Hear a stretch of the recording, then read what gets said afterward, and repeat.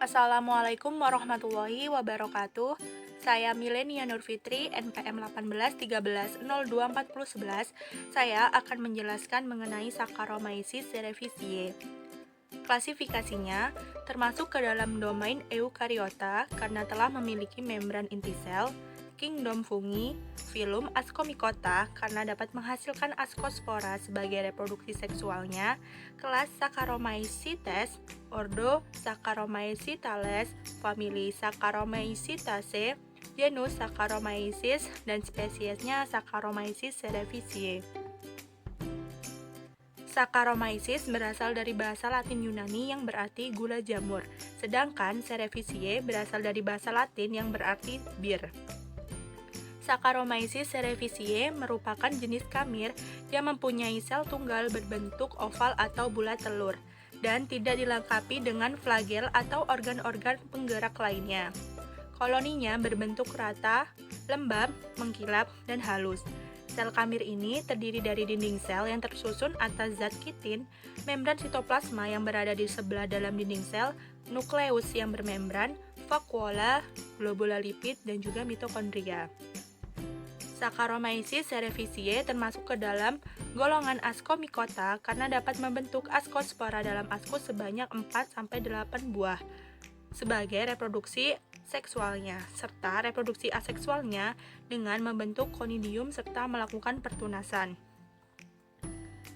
Pertunasan pada Saccharomyces cerevisiae terjadi secara multilateral, yaitu tunas yang tumbuh di sekitar ujung sel. Dalam proses pertunasan, mula-mula diawali dengan lisisnya dinding sel pada daerah tertentu. Dengan tidak adanya dinding sel pada daerah tersebut, menyebabkan terjadinya tekanan dari sisi sel keluar membentuk struktur seperti balon yang dikelilingi dinding sel induknya. Bagian ini kemudian membesar. Nukleus membelah secara mitosis dan nukleus hasil pembelahan kemudian berpindah menuju tunas yang terbentuk tadi. Tunas baru yang sudah terbentuk dan sudah dilengkapi dengan nukleus kemudian melanjutkan pertumbuhannya. Setelah pertumbuhan cukup, akhirnya tunas akan dapat melepaskan diri dari sel induknya dan siklus replikasi telah lengkap.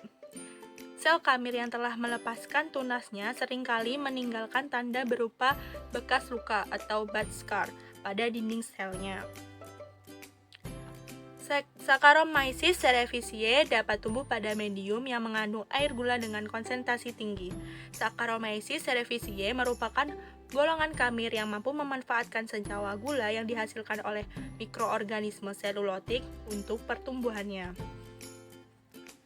Selain itu, spesies ini bersifat fermentatif, yaitu dapat melakukan fermentasi dengan memecah glukosa menjadi karbon dioksida dan alkohol, sehingga banyak digunakan dalam industri pembuatan makanan seperti dalam pembuatan tape.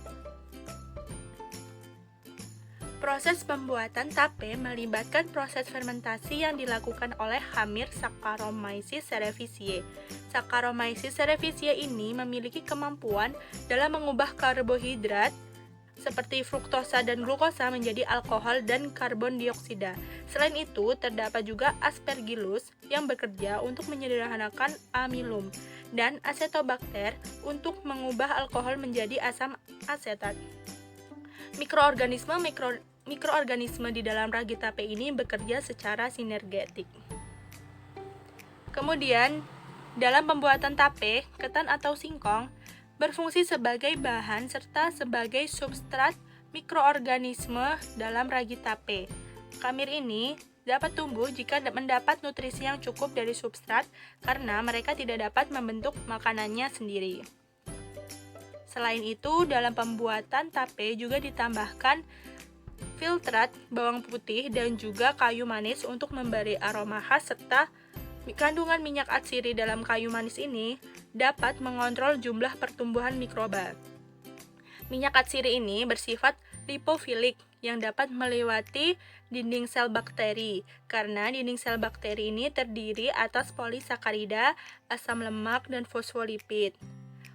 Oleh karena itu, proses masuknya Minyak atsiri ini dapat menyebabkan kerusakan dinding sel bakteri, sehingga dapat mengontrol jumlah pertumbuhan mikroba lain yang merugikan dalam proses fermentasi.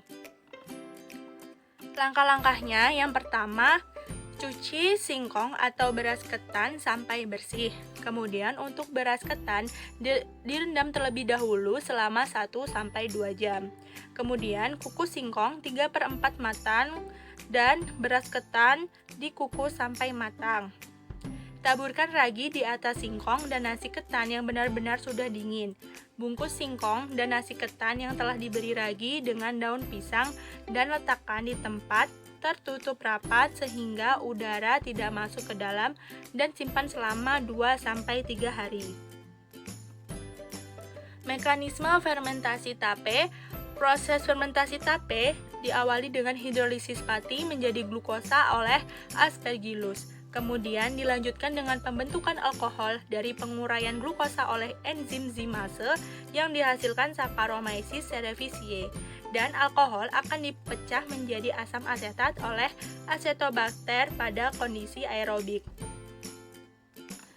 Faktor-faktor yang memengaruhi keberhasilan ragi tape yang pertama ada suhu.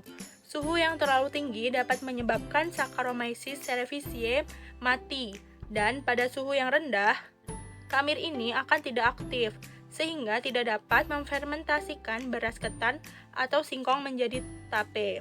Suhu optimal inkubasi untuk pertumbuhan Saccharomyces cerevisiae berkisar antara 25-30 derajat Celcius.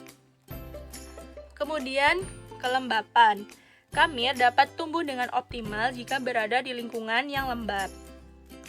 Kemudian konsentrasi ragi.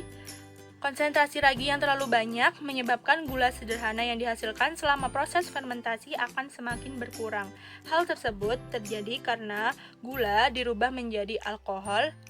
Akibatnya rasa manis pada tape akan berkurang. Kemudian lingkungan. Lingkungan yang tercemar atau tidak steril dapat menyebabkan mikroba lain hidup dan mengganggu fermentasi tape. Demikianlah penjelasan mengenai Saccharomyces cerevisiae. Semoga dapat bermanfaat. Saya akhiri. Wassalamualaikum warahmatullahi wabarakatuh.